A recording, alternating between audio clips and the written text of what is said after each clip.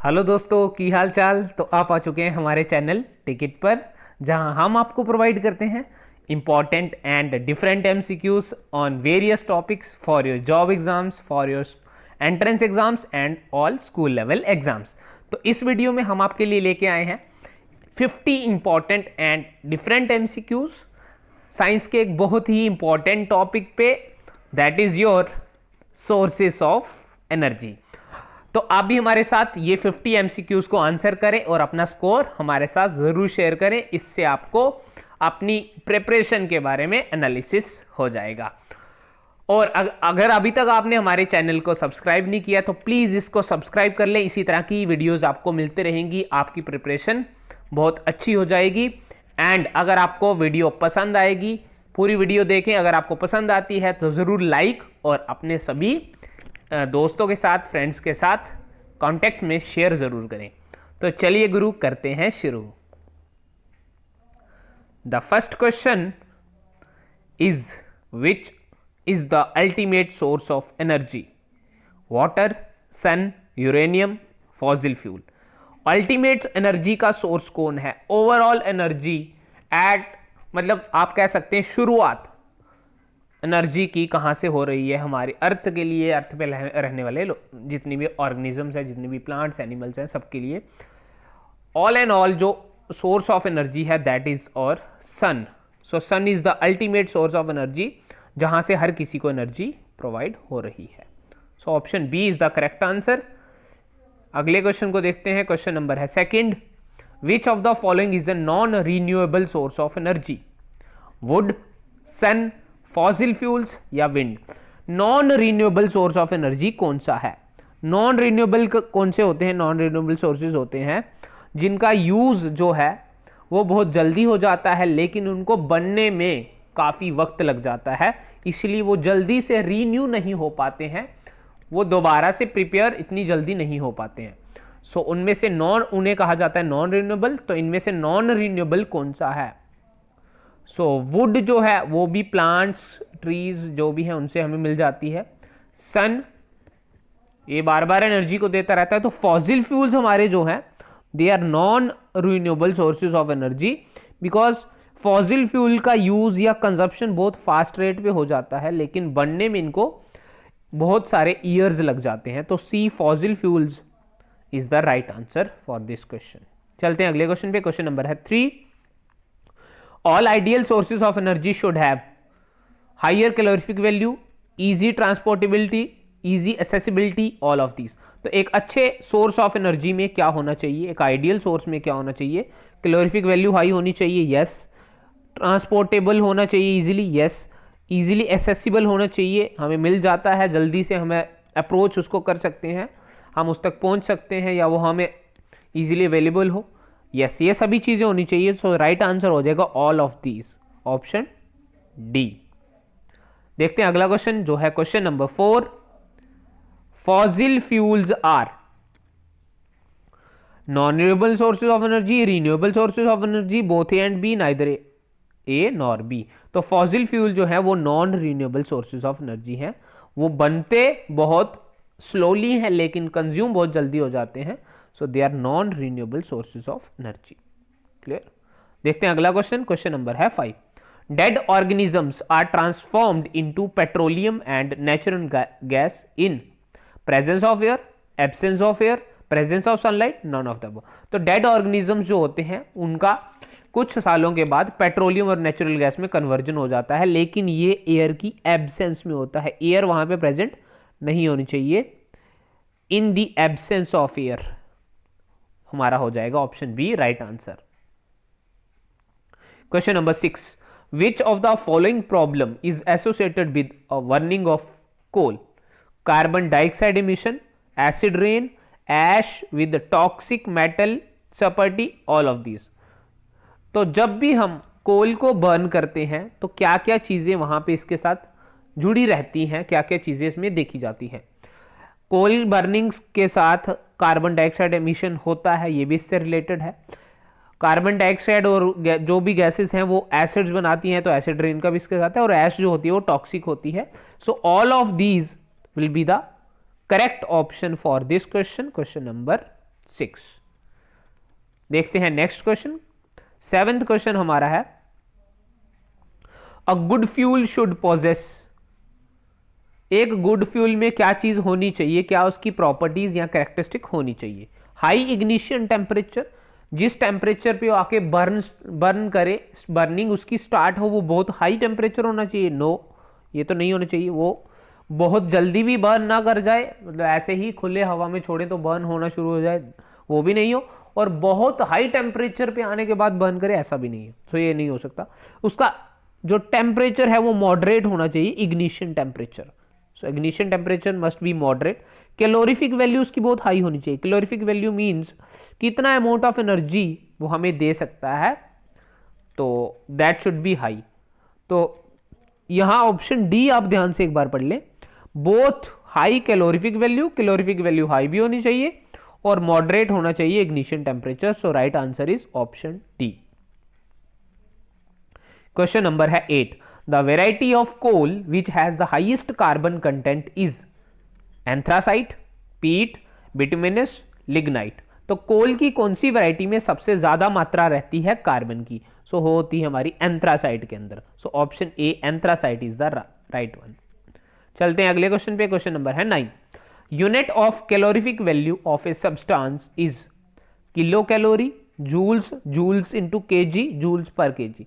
तो calorific value को measure करने की यूनिट है जूल्स पर केजी। कितने अमाउंट ऑफ एनर्जी, कितने जूल एनर्जी हमें मिलती है 1 kg फ्यूल से, that is joule per KG. Option D is the right answer, वही होती है calorific value. Question number 10, solar energy can be directly converted to electrical energy by which of the following devices. Solar energy को directly electric energy में कौन सा device convert कर देता है? Solar cooker, solar heater, solar cell या solar geyser. तो ये हमारा जो काम है ये सोलर सेल का है। सोलर सेल हमें इनपुट में सोलर एनर्जी लेगा और आउटपुट में हमें इलेक्ट्रिक करंट या इलेक्ट्रिक एनर्जी देगा। तो ये सोलर सेल कर सकता है solar energy to electric energy. C is the right answer. Which element is used in solar cells. Solar cell में किस एलिमेंट का इस्तेमाल होता है? Carbon, silicon, phosphorus, sulphur. तो यहां सेमीकंडक्टर का इस्तेमाल होता है और ये हमारा है silicon. So silicon is a semiconductor जिसका सभी इलेक्ट्रॉनिक डिवाइसेस में मोस्टली यूज होता है। सोलर सेल में भी इसी का यूज होगा, इसी से बने होंगे solar cell. So option B is the silicon is the right answer. Question number 12, fossil fuels are the dash sources of energy, conventional, non renewable, non conventional, both A and B. तो fossil fuels जो हैं वो conventional sources भी हैं। Conventional वो होते हैं आम तौर पे लोग इसका रोजमर्रा की जिंदगी में इस्तेमाल करते हैं। यस, कन्वेंशनल भी हैं फॉसिल फ्यूल्स, इनका इस्तेमाल काफी ज्यादा होता है, आमतौर पे इसी का इस्तेमाल होता है। और नॉन रिन्यूएबल है, ये बहुत जल्दी फॉर्मेशन नहीं कर होती है इनकी, मीन्स बहुत जल्दी बनते भी नहीं हैं, कई साल के बाद फॉसिल फ्यूल्स बनते हैं। So non renewable and conventional. So option D will be the right answer, both A and B, both conventional and non renewable. चलते हैं अगले क्वेश्चन पे जो हमारा क्वेश्चन नंबर है 13, the acid rain is due to oxides of carbon, oxides of nitrogen, oxides of sulphur या all of these. तो acid rain में किस किस चीज के ऑक्साइड होते हैं? यस, कार्बन के ऑक्साइड होते हैं, कार्बन डाइऑक्साइड वगैरह या कार्बोनिक एसिड कह लो। नाइट्रोजन के भी नाइट्रस ऑक्साइड वगैरह होते हैं जिनसे फिर बाद में नाइट्रिक एसिड जो है उसकी मात्रा में देखने को मिलती है। सल्फर के ऑक्साइड होते हैं और बाद में सल्फ्यूरिक एसिड के कंटेंट भी हमें ट्रेसेस भी मिलते हैं। तो carbonic acid, nitric acid, sulphuric acid, इन सबके ट्रेसेस एसिड रेन में होंगे। तो ये सभी ऑक्साइड्स की वजह से होते हैं। So option D, all of these is the right answer for question number 13।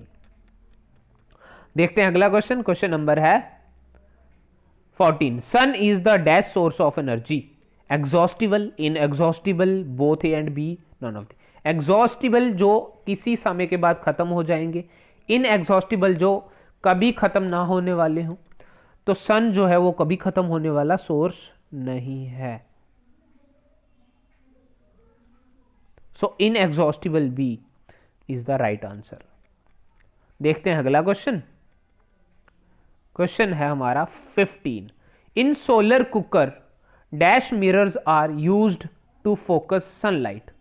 Sunlight को फोकस करने के लिए सनलाइट जब आती है तो वो एक पर्टिकुलर जगह पे, पर्टिकुलर रीजन पे पूरा का पूरा इंटेंसिटी या बीम आकर के फोकस्ड हो जाए, उसके लिए किस मिरर का इस्तेमाल किया जाता है?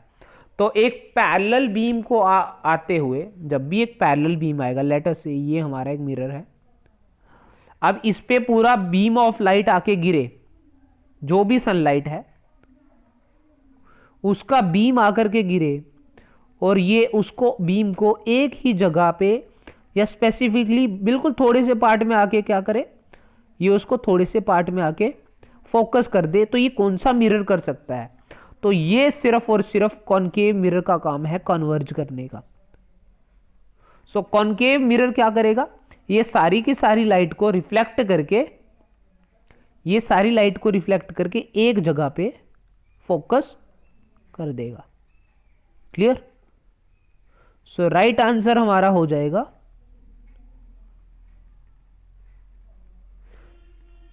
कौन सा mirror? Concave mirror. Option D, concave mirror is the right answer. चलते हैं अगले क्वेश्चन पे। क्वेश्चन नंबर है 16। The conventional source of energy is fossil fuels, coal, wood, all. तो कौन सा ऐसा सोर्स ऑफ एनर्जी है? कन्वेंशनल मीन जिसका मोस्टली यूज जिसका होता आया है, तो दे आर फॉसिल फ्यूल। सभी आम लोग इन्हीं का यूज कर रहे हैं, फॉसिल फ्यूल्स का। कोल हो गया हमारा, इन सब चीजों का। So fossil fuel, A is the right option. Clear? Next question, question number 17। The non conventional energy source is solar power, hydro electric power, solar cell या ऑल। तो इनमें से नॉन कन्वेंशनल सोर्सेज कौन से हैं जिनका कॉमनली यूज लोग अभी तक नहीं करते आए हैं? सो सोलर पावर का भी अभी लोगों ने ज़्यादा इस्तेमाल नहीं किया है, हाइड्रो इलेक्ट्रिक पावर का भी इस्तेमाल काफ़ी ज़्यादा अभी नहीं हुआ है, और सोलर सेल का भी बहुत इस्तेमाल नहीं है। तो all of these are non conventional sources of energy. So D is the correct answer. Question number है 18। Burning of fossil fuels release oxides of carbon, nitrogen and sulphur in the atmosphere which may cause green house effect, global warming, acid rain, both A and B. तो fossil fuel जब burn होते हैं तो carbon के, nitrogen के, sulphur के oxides निकलते हैं, एटमॉस्फेयर में जाते हैं, जिससे क्या होता है, जिससे एसिड रेन की सिचुएशन पैदा होती है। एसिड जब भी रेन होती है तो वाटर के जो ड्रॉप्स हैं वो इन सभी ऑक्साइड्स के साथ मिक्स करते हैं और ये एसिड बन जाते हैं, और जो रेन होती है that is called acid rain. So option C is the correct answer. 19th question है fuel used in thermal power plants is water, uranium, biomass, fossil fuel. तो थर्मल पावर प्लांट्स की बात हो रही है। थर्मल पावर प्लांट होते हैं जहां हीट प्रोड्यूस की जाती है और उसकी मदद से आगे इलेक्ट्रिसिटी की जनरेशन की जाती है। तो ये होता है हीट जनरेट करने के लिए वहां पे फॉसिल फ्यूल का इस्तेमाल किया जाता है। So D, fossil fuel is the correct option for this question. Question number 20। In hydro power plant, एक हाइड्रो पावर प्लांट में क्या किया जाता है? हाइड्रो पावर प्लांट में, तो हाइड्रो पावर प्लांट में एक बहुत हाई जगह पे वाटर जो होता है वो ऊंचाई पे होता है, पानी, वहां से उसको एकदम से नीचे गिराया जाता है। मींस वाटर कभी हाई एल्टीट्यूड पे होगा तो उसमें पोटेंशियल एनर्जी होगी, तो उसकी पोटेंशियल एनर्जी का इस्तेमाल करके, स्टोर्ड वाटर जो है उसकी पोटेंशियल एनर्जी जो होती है उसका इस्तेमाल करके बिजली तैयार की जाती है। तो हमारा राइट आंसर यहाँ पे हो जाएगा option A, potential energy possessed by stored water. जो स्टोर्ड वाटर में पोटेंशियल एनर्जी रहती है उसको कन्वर्ट किया जाता है इलेक्ट्रिक एनर्जी में या इलेक्ट्रिसिटी में। So A is the correct answer for this question.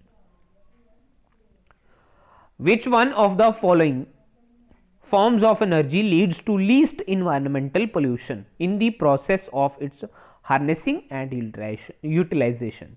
तो इनमें से किस फॉर्म ऑफ एनर्जी से बहुत कम पोल्यूशन की संभावना है जब भी इसको हम इस एनर्जी को हम लेते हैं या फिर इसका इस्तेमाल करते हैं? सो कौन सी एनर्जी की फॉर्म है? न्यूक्लियर से पोल्यूशन होता है, ये तो नहीं होगा, न्यूक्लियर एनर्जी नहीं हो सकता। थर्मल से जब भी हम कुछ चीज़ें जलाते हैं फॉसिल फ्यूल वगैरह तो पोल्यूट होता है, एयर में जाती हैं गैसेस हार्मफुल, तो ये भी पोल्यूशन कॉज।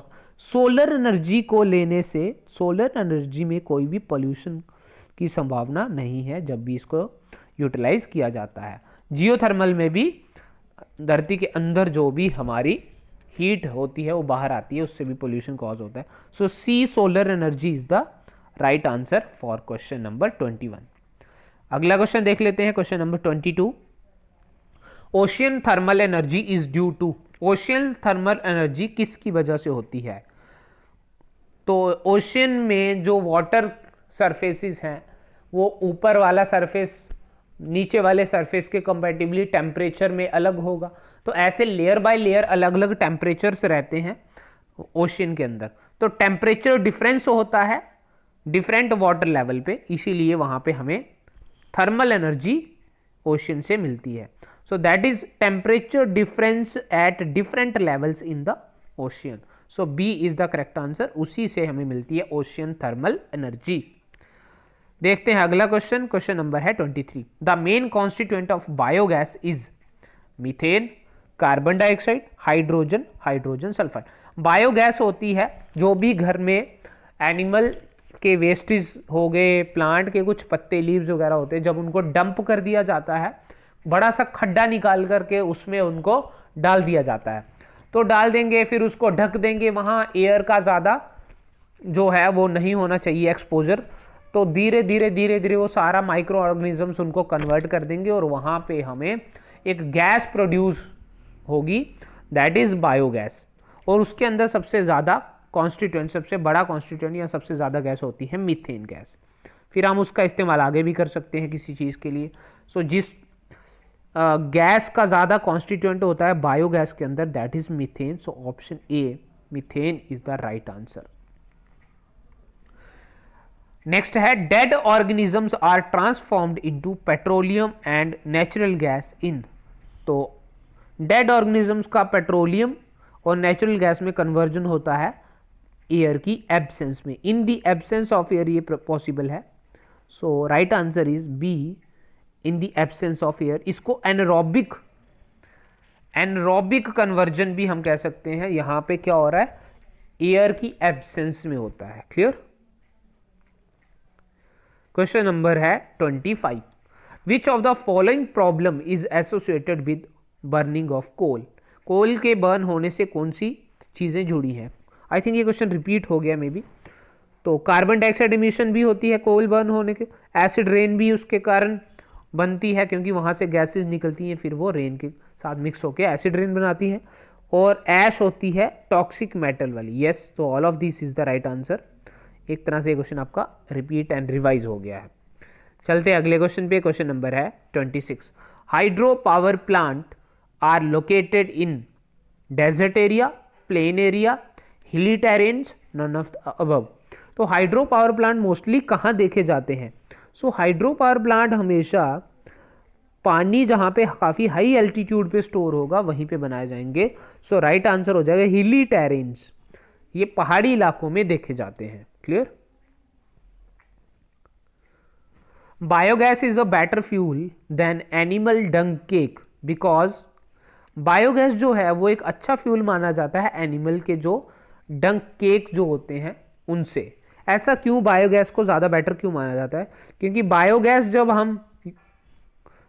जब हम बर्न करते हैं तो वहाँ स्मोक प्रोड्यूस नहीं होता है, वो क्लीन फ्लेम देता है और कोई भी रेजिड्यू भी वहाँ रिमेनिंग ऐश वगैरह नहीं होगा क्योंकि ये गैस है। तो वहाँ पे हमारा ज़्यादा जो है वो बेटर फ्यूल एक्ट करेगा biogas as compare to animal dung cake. So C is the correct answer for this question. Question number है 28। A solar panel is an arrangement made by combining. एक सोलर पैनल जो है वो एक arrangement है, किसको combine करके solar panel बनता है? तो solar concentrators, solar cookers, solar cells या सोलर चिमनी।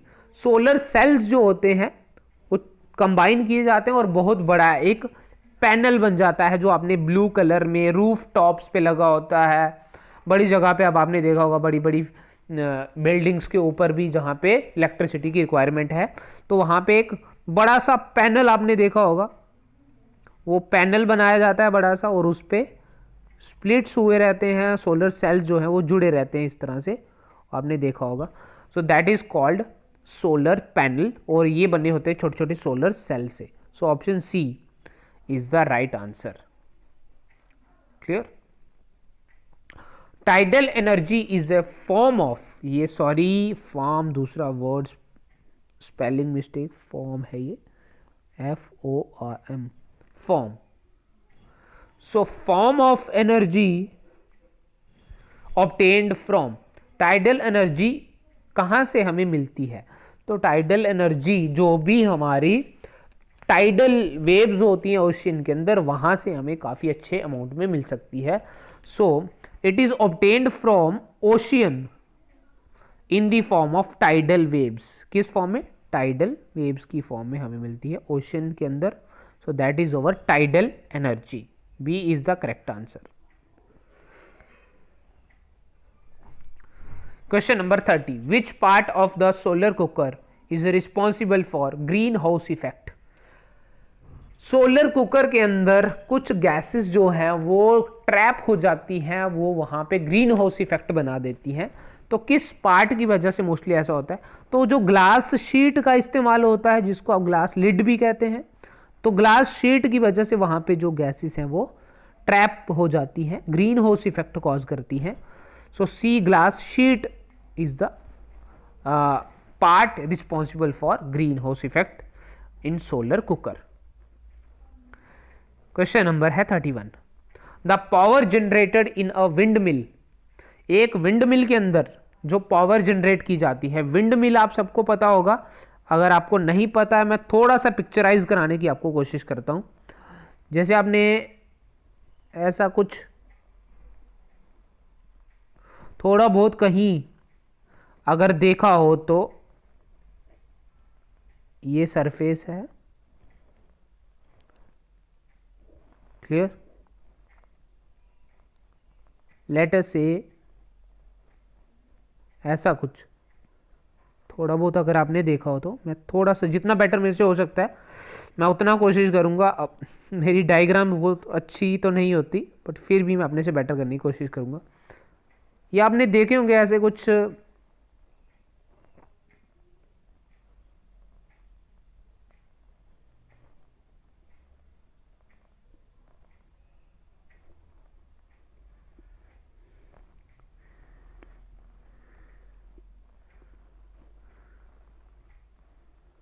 ब्लेड से, विंग से रहते हैं, है ना? इसको कहा जाता है विंड मिल, जहां पे विंड एनर्जी हार्नेस की जाती है। कौन सी एनर्जी? विंड एनर्जी, जहां पे हार्नेस मतलब ऑब्टेन की जाती है due to high speed air, जिसको आप विंड कहते हैं। सो इस विंड की वजह से, अगर मैं थोड़ा सा इसको यहाँ से थोड़ा और बेटर आपके लिए कर देता हूँ थोड़ा सा, तो यहाँ तो इस तरह का एक स्ट्रक्चर होता है। तो जो पावर जनरेट होती है वो विंड फ्लो होने से, जब ये रोटेट करता है तो वहाँ से वो एनर्जी हमें मिलती है, जिससे हम कुछ चीज़ों को रोटेट करा सकते हैं। सो ये किस चीज़ पे डिपेंड करती है? तो ये डिपेंड करती है कितनी तेज विंड ब्लो हो रही है। तो it depends on the velocity of the wind, depends on wind velocity. Clear? देखते हैं अगला क्वेश्चन। क्वेश्चन नंबर है 32, which energy source is the largest source used in India? कौन सा एनर्जी का सोर्स सबसे ज्यादा इस्तेमाल किया जाता है इंडिया के अंदर? सो हर किचन के अंदर, हर घर में LPG का इस्तेमाल किया जाता है। So it is the largest source. ये रूरल अर्बन दोनों एरियाज में इस्तेमाल इसका होता है। So B option LPG is the right answer. Question number 33, which state produces the largest amount of wind energy in India? किस स्टेट के अंदर सबसे ज़्यादा विंड एनर्जी का हार्नेस या प्रोडक्शन की जाती है? सो की जाती है एक हमारी कोस्टल स्टेट जहाँ पे काफ़ी अच्छा विंड स्पीड है, विंड फ्लो है, दैट इज़ इन तमिलनाडु। सो तमिलनाडु के अंदर सबसे ज़्यादा विंड एनर्जी प्रोड्यूस की जाती है। क्वेश्चन नंबर है 34, which of these is use to run turbines in thermal power plant? Thermal power plants के अंदर जहां हीट की मदद से बिजली तैयार होती है, टर्बाइन को किस चीज घुमाने के लिए किस चीज का इस्तेमाल होता है? तो वहां पे कोल बर्न किया जाता है मोस्टली, और कोल को बर्न करके वहां फिर टर्बाइन जो है वो उसको घुमाया जाता है। So option B coal is the right answer. Question number 35, the popular name of biogas is? Biogas का एक और फेमस नाम है, दैट इज गोबर गैस, क्योंकि ये काउ डंग से या उसके मटेरियल से ही बनती है। So gobar gas is the right answer. Question number 36, most of the sources of energy that we use represent stored solar energy, which of given is not ultimately derived from sun's energy? तो ज्यादातर जितने भी sources of energy हैं, जितने भी sources हैं वो ultimately सन से ही एनर्जी लेते हैं। इनमें से कौन सा ऐसा है जहां सन की एनर्जी का इस्तेमाल नहीं होता? तो जियोथर्मल के अंदर होता है, सन की वजह से ही हीट अप होता है सारा। फॉसिल फ्यूल के अंदर कोई भी इस्तेमाल सन एनर्जी का नहीं होता। विंड एनर्जी के अंदर होता है, बायोमास के अंदर होता है, तो हम कह सकते हैं सी फॉसिल फ्यूल्स। क्लियर? अगला क्वेश्चन देखते हैं, क्वेश्चन नंबर है 37, एलपीजी स्टैंड्स फॉर? एलपीजी की फुल फॉर्म क्या है? Liquid petroleum gas, liquefied petrol gas, liquefied propane gas या लिक्विफाइड पेट्रोलियम गैस? तो एलपीजी की फुल फॉर्म है liquefied petroleum gas, LPG, liquefied petroleum gas. Clear? The gaseous fuel which has the highest calorific value is? Hydrogen, methane, LPG, biogas. सबसे ज्यादा amount of energy हमें कौन सा fuel दे सकता है अगर सबका अमाउंट बराबर लें? लेट अस से 1 kg सबका अमाउंट हो, तो कौन सा सबसे ज्यादा एनर्जी देगा? तो दैट इज हाइड्रोजन। हाइड्रोजन की सबसे ज्यादा कैलोरीफिक वैल्यू है। So A hydrogen has highest calorific value. Question number 39, in which of the given kinetic energy is converted into electrical energy? कहां पे काइनेटिक एनर्जी इलेक्ट्रिकल एनर्जी में convert हो रही है? टाइडल में, हाइड्रो में, wind energy, all of these. So यहां पे क्या हो रहा है? यहां पे इलेक्ट्रिक एनर्जी में कन्वर्जन होनी है, तो जहां पे मोशन है, तो टाइडल एनर्जी के अंदर भी मोशन है, यस, वो काइनेटिक एनर्जी की वजह से होगा। हाइड्रो एनर्जी में भी वाटर ऊपर से जब नीचे फ्लो करता है तो उसमें के अंदर भी काइनेटिक एनर्जी होती है, और विंड एनर्जी के अंदर भी फ्लो की वजह से काइनेटिक एनर्जी होती है, और सभी जगह पे काइनेटिक एनर्जी कन्वर्ट हो रही है किसमें? इलेक्ट्रिक एनर्जी में। So D is the right answer. Question number 40, the way of harnessing energy from ocean is? Ocean से जब एनर्जी निकाली जाती है that is called geothermal energy, tidal energy, wave energy, both tidal and wave. तो tidal और wave energy ocean से हमें मिलती हैं। So D, both B and C is the right answer. 41 question है, the domestic gas cylinder such as Indane contain mainly? तो जितने भी घरों में जो गैस सिलेंडर का इस्तेमाल होता है, जैसे इंडेन हो गया, तो उसमें कौन सी गैस मेनली होती है? तो उनके अंदर होती है ब्यूटेन गैस। कौन सी गैस? ब्यूटेन गैस उनके अंदर मोस्टली पाई जाती है। So D, butane is the right answer. CNG stands for? CNG की फुल फॉर्म क्या है? Condensed natural gas, carbonated natural gas, contaminated natural gas या फिर compressed natural gas? So CNG stands for compressed natural gas, compressed natural gas. Question number 43, the large number of solar cells are connected together to generate electricity. ये जो arrangement है इसे क्या कहा जाता है? जब large number of cell connect किए जाते हैं तो उसे कहा जाता है सोलर पैनल। तो वो बन जाता है हमारा solar panel. Option C, solar panel is the right answer. Clear. अगला क्वेश्चन है, dash is the heat energy from the hot rocks which are present inside the earth. तो हॉट रॉक जो अर्थ के अंदर होती हैं उनमें से जो हीट एनर्जी मिलती है उसी को कहते हैं जियोथर्मल एनर्जी। जियो मीन्स अर्थ और वहाँ थर्मल मीन्स हीट। तो अर्थ के अंदर जो हीट है वहाँ से जो एनर्जी निकलती है रॉक से, that is geothermal energy. Option D is the correct answer. Next question number 45, the biomass does not include. Biomass के अंदर कौन से मटेरियल या कौन सी चीज नहीं मानी जाती है? Wood, gobar gas, animal and plant waste, nuclear energy.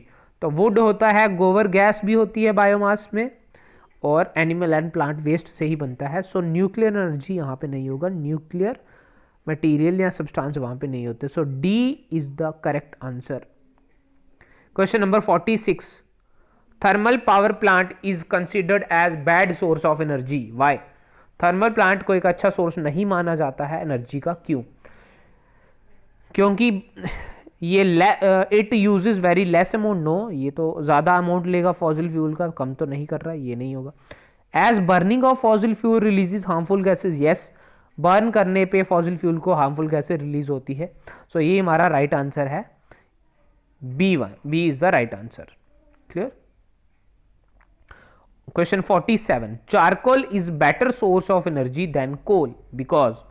तो चारकोल को एक कोल से अच्छा सोर्स माना गया है, क्यों?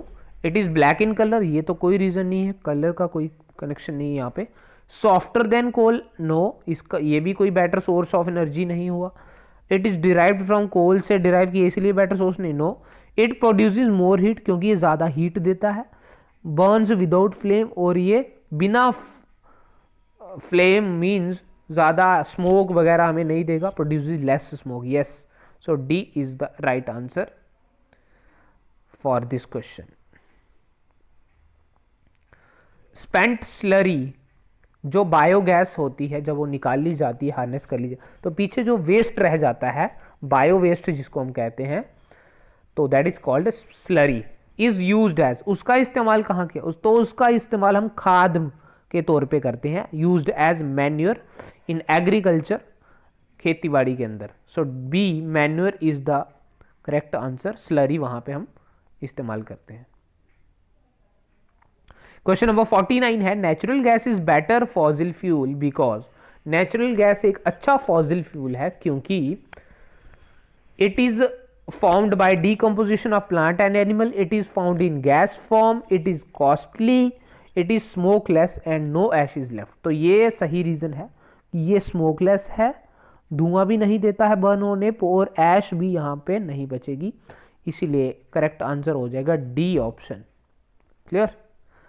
And last question of this video is which of the following substance undergoes nuclear fission in nuclear power plant. Nuclear fission means जहां न्यूक्लियस टूटते हैं, न्यूक्लियस एक बड़ा है, न्यूक्लियाई टूटेगा, छोटे छोटे न्यूक्लियाई में डिवाइड होगा, तो उस प्रोसेस को कहते हैं nuclear fission. Nuclear power plants के अंदर ये प्रोसेस होती है। तो कौन सा सब्सटेंस है जो न्यूक्लियर फिजन के अंदर आता है, मतलब टूटता है, जिसका इस्तेमाल न्यूक्लियर पावर प्लांट में होता है? तो that is a very famous name, uranium. Uranium वो सब्सटेंस है जिसका न्यूक्लियर पावर प्लांट में इस्तेमाल किया जाता है, और यूरेनियम का भी पर्टिकुलरली एक आइसोटोप है यूरेनियम 235, उसका इस्तेमाल किया जाता है न्यूक्लियर पावर प्लांट के अंदर। सो गाइज, ये थे आज के हमारे 50 इंपॉर्टेंट एमसीक्यूज। होप आपको बहुत बेनिफिट हुआ होगा, अच्छे लगे होंगे, डिफरेंट लगे होंगे, और आपने हमारे साथ इनको आंसर करने की कोशिश की होगी। स्कोर अपना ज़रूर मेंशन करें। अगर आपको फ़ायदा हो रहा है वीडियो से तो प्लीज़ चैनल को सब्सक्राइब कर लें, वीडियो को शेयर कर दें और लाइक करें। अगली वीडियो ज़रूर देखें। जय Hind, thank you, have a good time.